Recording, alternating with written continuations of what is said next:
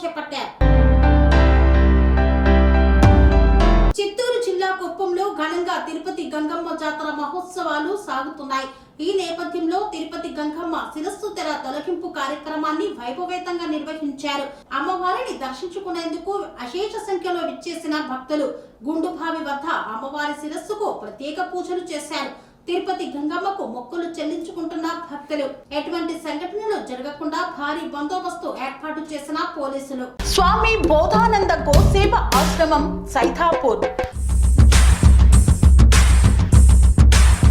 జ్యోతిష్యం, వాస్తుశాస్త్రం మన పూర్వీకులు మనకిచ్చిన వరం.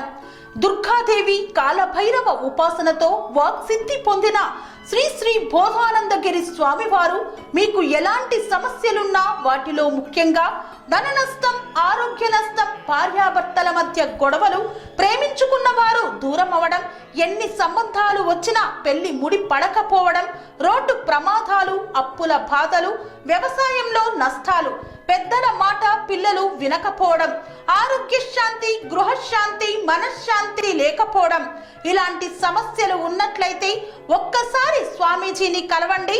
మీ సమస్యలకు తగిన పరిష్కారాన్ని పొందండి.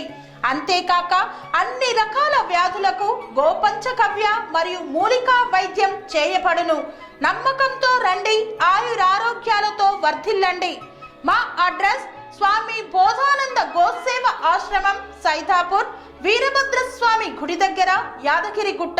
సంప్రదించవలసిన నెంబర్ 9849213754 మరియు 961803